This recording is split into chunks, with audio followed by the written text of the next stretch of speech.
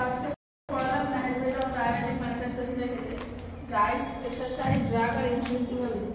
যেটা হচ্ছে যে পেশেন্টের ক্ষেত্রে ডায়েটের অ্যাডভাইস দিতে হবে। এখানে হচ্ছে নর্মাল পার্সনের ক্ষেত্রে কীরকম ডায়েট থাকে, যেমন হচ্ছে কার্বোহাইড্রেট থাকছে 60 to 80%, প্রোটিন থাকছে 10 to 20%, ফ্যাট থাকছে 5 to 50%, এগুলো হচ্ছে 15%। দেন হচ্ছে যে অ্যাকর্ডিং টু হচ্ছে আমরা কী করছি কাউন্সিল মেডিকেল রিসার্চ অনুযায়ী যদি করি এবার ডায়াবেটিক পেশেন্টকে সেখানে কী করবো আমরা, যেখানে যে প্রোটিন আর হচ্ছে ফ্যাটের পরিমাণটা কী হচ্ছে বাড়িয়ে দেবো এবং হচ্ছে কার্বোহাইড্রেট পরিমাণটা হচ্ছে কম থাকবে। তাহলে এখানে হচ্ছে কার্বোহাইড্রেট থাকছে 50%, প্রোটিন থাকছে 25% আর ফ্যাট থাকছে 25%। দেন হচ্ছে according to American association diabetic mellitus পেশেন্টের অনুযায়ী এখানে হচ্ছে কার্বোহাইড্রেট 60% থাকবে। দেন হচ্ছে যে কি প্রোটিন হচ্ছে 12 to 15% থাকবে এবং হচ্ছে যে ফ্যাট হচ্ছে 20 to 25% থাকবে। সিম্পল কার্বোহাইড্রেট দিতে হবে পেশেন্টকে, আর কমপ্লেক্স এখানে সিম্পল কার্বোহাইড্রেট অ্যাভয়েড করতে হবে, কমপ্লেক্স কার্বোহাইড্রেট প্রোভাইড করতে হবে পেশেন্টকে। প্রোটিন দিতে হবে যেমন এগ হোয়াইট, তারপর হচ্ছে ফ্যাট দিতে হবে যেমন মুখা এই সমস্ত জিনিস দিতে হবে। এবং পেশেন্টকে কী করতে হবে, এক্সারসাইজের কথা বলতে হবে। যে এক্সারসাইজ যেন অবশ্যই হচ্ছে 5 times in a week, উইকে যেন 5বার করে কী করে যে এক্সারসাইজ করে, এবং সেটা যেন অবশ্যই করে কী করে যে আফটার ব্রেকফাস্ট, যেন ব্রেকফাস্টের পর করে, এবং সেই ব্রেকফাস্টের সময় কী হয় ওরাল কার্বোহাইড্রেট 10 to 15% যেন দেওয়া থাকে। দেন হচ্ছে যে কি এক্সারসাইজ কতক্ষণ ধরে করবে, এপিসোডটা হচ্ছে যেন হচ্ছে যে 30 to 45 মিনিট ধরে করে, এবং হচ্ছে ব্রিক্স অ্যাডভাইস করতে হবে যে একটু ফাস্ট আছে, হেভি এক্সারসাইজ যেন না করে। কারণ হচ্ছে যে এক্সারসাইজ যদি লাইট এক্সারসাইজ করে তাহলে গ্লুকোজ ইউটিলাইজ হচ্ছে কী হচ্ছে কম হবে। অ্যাভয়েড যদি হেভি এক্সারসাইজ, কেন হচ্ছে এখানে যে হেভি এক্সারসাইজ অ্যাভয়েড করবে কারণ এখানে মোর গ্লুকোজ ইউটিলাইজ হবে, তাহলে পেশেন্টের ক্ষেত্রে যে কমপ্লিকেশন দেখা যায় সেটা হচ্ছে হাইপোগ্লাইসেমিয়া হবে। তারপর হচ্ছে ড্রাগ ওরাল হচ্ছে যে হাইপোগ্লাইসেমিক ড্রাগ, যেমন ইনসুলিন সেন্সিটাইজিং ড্রাগ, যেমন হচ্ছে যে মেটফর্মিন এখানে দিতে হয়। তো মেটফর্মিন যেটা হচ্ছে যেটা কী করছে ড্রাগ অফ চয়েস হিসেবে ডায়াবেটিক মেলিটাস পেশেন্টের ক্ষেত্রে দিচ্ছি। আর এই সমস্ত মেডিসিনগুলো যখন দেবো তখন কী করবো, অবশ্যই যেন হচ্ছে খাওয়ার 30 মিনিট আগে আমরা হচ্ছে কী দেবো, কেন দেবো, কারণ হচ্ছে বিভিন্ন যে পোস্ট প্যারেন্টিয়াল হচ্ছে হাইপারগ্লাইসেমিয়া, যে খাওয়ার পরে যদি না হচ্ছে হাইপোগ্লাইসেমিয়া হয় সেই সমস্ত হাইপারগ্লাইসেমিয়া সে সমস্ত প্রিভেন্ট করার জন্য আমরা কী করবো যে খাওয়ার 30 মিনিট আগে মেটফর্মিন মেডিসিন দেবো। দেন হচ্ছে যে মেটফর্মিন মেডিসিন দেওয়ার হচ্ছে কী কী সাইড এফেক্ট হতে পারে, যেমন হচ্ছে যে জিআই ডিস্টারবেন্স, এখানে হচ্ছে ডায়রিয়া হতে পারে পেশেন্টের নোট কম, যেটা কমপ্লিকেশন দেখা যায়, বা মেটাবলিক অ্যাসিডোসিস বা ভিটামিন B12 ডেফিসিয়েন্সি দেখা যায়। ইনসুলিন হচ্ছে যে ইনসুলিন কী করে এখানে অ্যাক্ট করে বিটা সেলের সঙ্গে এবং ইনসুলিন সিক্রেশনটা বাড়িয়ে দেয়। এখানে মোস্ট কমন যেটা কমপ্লিকেশন দেখা যায় পেশেন্টের ক্ষেত্রে সেটা হচ্ছে যে হাইপোগ্লাইসেমিয়া দেখা যায়।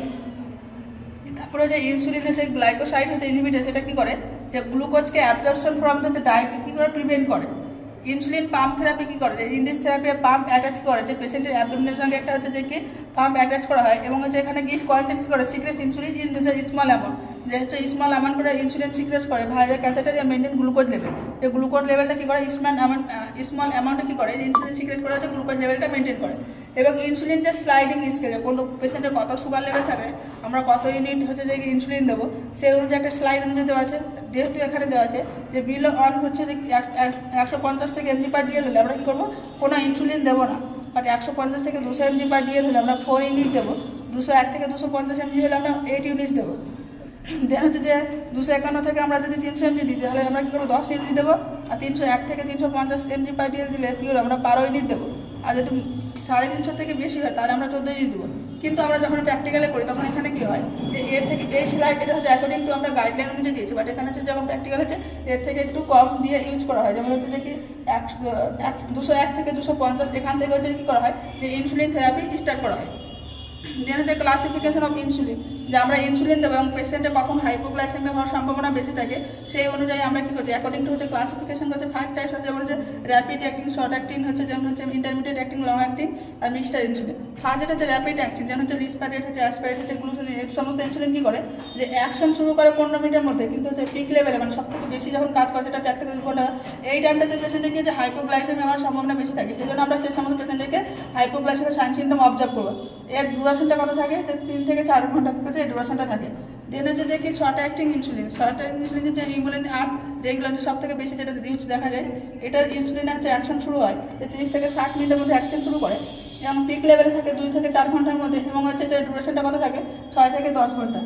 দেন হচ্ছে ইন্টারমিডিয়েট ইনসুলিন, যেটা হচ্ছে যেখানে হিউমিলিন N প্লাস হচ্ছে NPS থাকছে, এখানে অ্যাকশন স্টার্ট করছে 1 থেকে 2 ঘন্টার মধ্যে, এবং পিক লেভেল থাকে 4 থেকে 8 ঘন্টার মধ্যে, এবং হচ্ছে ডিউরেশনটা থাকে যে 10 থেকে 18 ঘন্টা। দেন হচ্ছে লং অ্যাক্টিং ইনসুলিন, যেমন গ্লার্জিন, এটা কী করে যে অ্যাকশন শুরু করে 2 থেকে 4 ঘন্টায়, এবং হচ্ছে যে অ্যাকশন পিক লেভেলে থাকে 12 থেকে 16 ঘন্টা, আর হচ্ছে ডিউরেশনটা থাকছে এর হচ্ছে আপ টু 24 আওয়ার্স, 24 ঘন্টা পর্যন্ত থাকছে। মিক্সটারটা হচ্ছে যে ভেরি লং অ্যাক্টিং বলা হয়, যেটা হচ্ছে যে কি এনপিএস থাকছে প্লাস হচ্ছে রেগুলার ইনসুলিন মিক্স থাকছে। এখানে কি করা হয় যে অ্যাকশন শুরু করছে 1 থেকে 2 ঘন্টা, কিন্তু যে পিক লেভেলে থাকছে যে 5 থেকে 6 ঘন্টা, এবং হচ্ছে ডিউরেশনটা কি থাকছে যে 24 থেকে 36 ঘন্টা, যে এর যে ডিউরেশনটা থাকছে।